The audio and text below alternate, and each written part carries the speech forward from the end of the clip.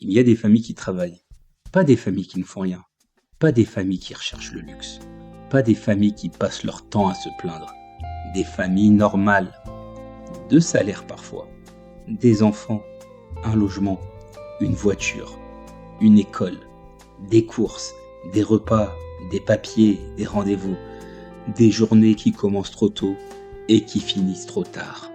Et malgré tout ça, elles ont cette impression violente. Elles font tout ce qu'il faut, mais elles n'y arrivent plus. Elles courent le matin, elles courent le soir, elles courent pour payer, pour être à l'heure, pour ne rien oublier, pour que les enfants ne se sentent pas trop la pression. Et le soir, quand la maison se calme enfin, il reste souvent cette question. Mais comment on peut être aussi fatigué alors qu'on fait tout correctement? C'est ça le sujet. Pas seulement l'argent. La vie entière sous contrainte. Parce qu'une famille qui travaille ne tombe pas toujours parce qu'elle fait n'importe quoi. Elle s'épuise parfois parce qu'elle porte tout le temps, sans espace pour respirer. À force, elle ne vit plus vraiment sa semaine. Elle la tient. Le lundi matin, dans beaucoup de foyers, la semaine ne commence pas. Elle attaque. Il faut réveiller les enfants, préparer les sacs, trouver un vêtement propre, penser au goûter, vérifier un cahier, regarder l'heure, répondre déjà à un message du travail, sortir vite, puis revenir parce qu'on a oublié quelque chose. Et tout ça avant même d'avoir vraiment commencé la journée. Quand on parle des familles qui travaillent, on réduit souvent le sujet à l'argent. Combien elles gagnent, combien elles dépensent, combien il reste. Mais c'est trop court. Une famille ne gère pas seulement le budget. Elle gère une semaine complète sous pression. Le temps, la fatigue, les trajets, le travail, les enfants, les repas, l'école, la santé, les papiers. Au milieu de tout ça, ouais, il y a l'argent. Mais l'argent n'est qu'une partie du tout. Le vrai problème, c'est que tout arrive en même temps. Et quand tout arrive en même temps, tu ne pilotes plus vraiment. Tu absorbes, tu encaisses, tu tiens. Et tenir, au bout d'un moment, ça fatigue plus que travailler. Le mardi soir, tu rentres. T'as pas fait de folie. T'as pas acheté une montre. T'as pas réservé des vacances. T'as pas claqué ton argent dans un truc inutile. T'as juste vécu. Un plein d'essence, quelques courses, un truc pour l'école, une ordonnance, un prélèvement qui passe, un message à traiter, un repas à préparer, un enfant à écouter. Et pourtant, tu sens que déjà la semaine se tend. C'est là qu'il faut arrêter avec les discours trop faciles. Toutes les familles en difficulté ne sont pas des familles qui font n'importe quoi. Bien sûr qu'il y a des mauvais choix. Bien sûr qu'il y a des excès. Bien sûr qu'il y a des choses à corriger. Mais souvent, le problème est plus profond. Ce sont des décisions normales qui s'empilent. Aucune dépense ne paraît aux normes. Aucune obligation ne paraît absurde. Aucun arbitrage ne paraît dramatique, mais l'ensemble prend toute la place. Et quand tout prend la place, tu finis par ne plus savoir ce qui t'étouffe vraiment. Parce qu'une fatigue, qu'on ne nomme pas, devient une ambiance. Et dans beaucoup de familles, la pression est devenue une ambiance de fond. Le mercredi souvent, tu vois la vraie charge d'une famille. Ce n'est pas seulement une question d'argent, c'est une question d'organisation. Qui garde les enfants? Qui les emmène? Qui finit plus tôt? Qui cale le rendez-vous médical? Qui pense à l'activité? Qui prépare le repas? Qui répond à l'école? Qui gère le truc que personne ne voit et qu'il faut quand même faire? Dans une famille, beaucoup de choses ne se voient pas tant qu'elles sont faites. On ne voit pas la charge mentale quand le frigo est rempli. On ne voit pas l'organisation quand les enfants arrivent à l'heure. On ne voit pas la fatigue quand les papiers sont signés, les sacs prêts, les rendez-vous pris. Mais quelqu'un l'a porté. Et ce poids-là existe.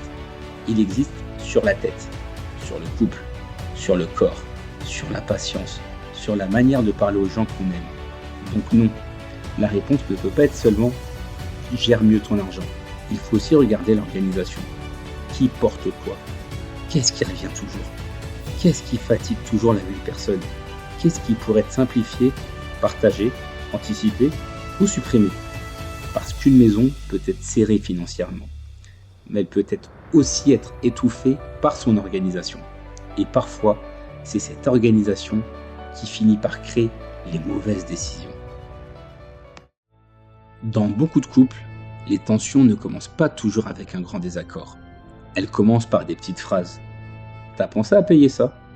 T'as appelé l'école? Pourquoi cette facture arrive maintenant? Qui va chercher les enfants? On fait comment ce mois-ci? Et à force, le couple ne se parle plus vraiment de vie. Il parle de gestion. Planning, facture, courses, enfants, voiture, rendez-vous, travail, urgence. Tout devient une réunion.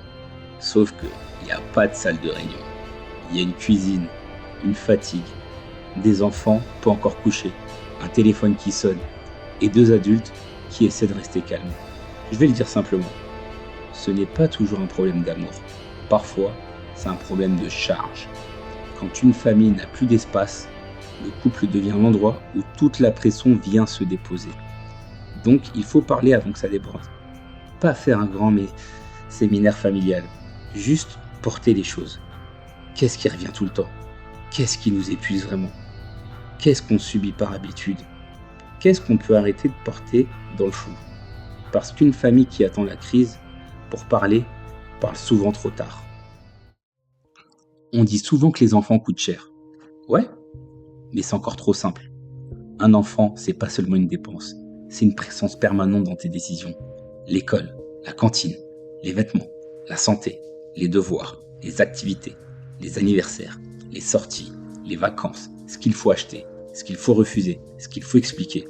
Et surtout, tu essaies de ne pas lui faire porter la pression. C'est ça le poids réel. Beaucoup de parents se privent sans le dire. Ils disent oui à l'enfant et non à eux-mêmes. Ils repoussent pour eux, mais ils essaient de faire passer l'enfant. Et là, l'arbitrage n'est plus seulement financier. Il devient émotionnel. Parce que refuser une dépense pour soi, c'est une chose. Refuser une dépense pour son enfant, c'est autre chose. Et ce poids, il a une réalité économique. Selon les travaux publics sur le coût de l'enfant, on parle souvent de plusieurs centaines d'euros par mois, avec de gros écarts selon l'âge, le foyer et le mode de vie. Pas du luxe, du quotidien. Mais là aussi, faut être lucide.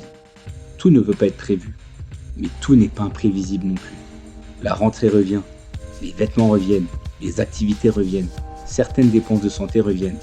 Donc si certaines choses reviennent, il faut arrêter de faire comme si elles tombaient du ciel. Pas pour tout maîtriser, mais pour éviter que chaque dépense liée aux enfants arrive avec deux poids, le prix et la culpabilité. Le jeudi parfois, il suffit d'un petit truc.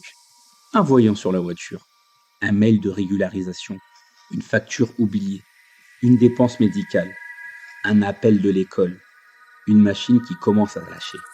Et rien de dramatique en soi. Mais quand la semaine est déjà pleine, quand le mois est déjà serré, quand la tête est déjà fatiguée, le petit truc devient énorme. Ce n'est pas toujours l'imprévu qui détruit une famille, c'est l'absence d'espace pour l'absorber.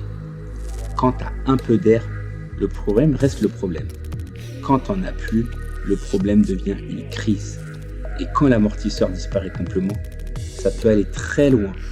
En 2025, la Banque de France a enregistré près de 148 000 dossiers de surendettement.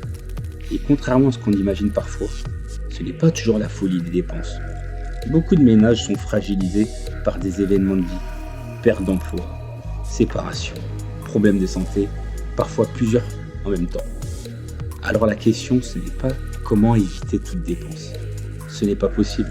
La vraie question, c'est comment éviter que chaque dépense devienne une urgence. Une voiture, ça s'entretient. Une maison, ça se répare. Un enfant, ça grandit. L'énergie, ça se régularise. La santé, ça arrive. Ce n'est pas pessimiste de le prévoir. C'est adulte. Et puis, le vendredi arrive. Tu crois que tu vas souffler. Mais souvent, tu arrives juste au week-end avec tout ce que la semaine n'a pas permis de faire. Les courses, les lessives, les papiers, les devoirs, les réparations, les choses à prévoir. Le week-end devait être une pause. Il devient un rattrapage. Et le dimanche soir, beaucoup de familles ne sont même pas reposées. Elles sont simplement prêtes à recommencer. Ou plutôt, obligées de recommencer. C'est ça la fatigue invisible. Ce n'est pas seulement la fatigue du travail, c'est la fatigue de la continuité. Même quand tu ne travailles pas, tu organises. Tu ranges, tu conduis, tu calcules, tu prévois, tu portes. Et une famille ne peut pas vivre éternellement en mode maintenance. À un moment, il faut protéger un espace, même petit, Une soirée plus simple, un dimanche matin sans rattrapage, 2 heures sans obligation. Ce n'est pas du confort inutile, c'est de la récupération. Parce que quand tu décides dans la fatigue, tu ne choisis pas toujours le meilleur, tu choisis le plus rapide. Alors si on veut être sérieux, il faut arrêter de dire seulement aux familles, faites un budget. Bien sûr qu'il faut regarder l'argent, mais ce n'est pas suffisant. Il faut regarder la vie complète, ou par l'argent, mais aussi ou par le temps, ou par l'énergie, ou par la patience, ou par la disponibilité mentale, ou par la capacité à décider calmement. Parce que beaucoup de familles ne vivent pas au-dessus de leurs moyens, elles vivent au-dessus de leur marge. Et ça, c'est différent. Vivre au-dessus de ses moyens, c'est dépenser plus que ce qu'on ne peut. Vivre au-dessus de sa marge, c'est porter plus que ce qu'on peut absorber. Et je vais dire ce que ça change, avec un œil financeur. Un banquier ne voit jamais ta fatigue, il voit un reste à vivre, des lignes, des ratios. Moi j'ai vu des dossiers solides sur le papier, portés par des familles à bout. Et c'est rarement le chiffre qui fait basculer, c'est la fatigue qui signe. Le crédit pris trop vite, le rachat mal négocié, le oui donné un soir de trop plein. Une famille sans marge ne défend plus ses intérêts, elle achète du soulagement. Donc la réponse ne peut être optimise tout. Personne ne peut optimiser toute sa vie. La vraie réponse commence plus simplement. Identifier les 3 tensions qui reviennent tout le temps, les 3 sujets qui volent le plus d'air, les 3 moments où la maison se tend. Et commencer là, pas pour devenir parfait, pour récupérer un peu d'espace. Parce que dans une famille, reprendre le contrôle ne commence pas toujours par une grande décision. Parfois, ça commence par supprimer une friction récurrente, une seule, mais une vraie. Et quand tu enlèves une friction, tu ne gagnes pas seulement du temps ou de l'argent, tu récupères la paix. Si des familles qui travaillent n'y arrivent plus, ce n'est pas toujours parce qu'elles font n'importe quoi. Ce n'est pas toujours parce qu'elles ne savent pas gérer. Ce n'est pas toujours parce qu'elles vivent dans l'excès. C'est parfois parce qu'elles vivent dans une époque où la vie familiale demande trop de tout le temps, trop d'argent, trop de temps, trop d'énergie, trop d'arbitrage, trop de présence mentale. Et quand tout le monde demande trop, la marge disparaît. Hors classe, c'est pas pour faire la morale aux familles. C'est mettre des mots sur ce qu'elles vivent sous silence. Comprendre pourquoi elles peuvent travailler, faire attention, être sérieuses, et malgré ça, avoir l'impression que leur vie leur échappe.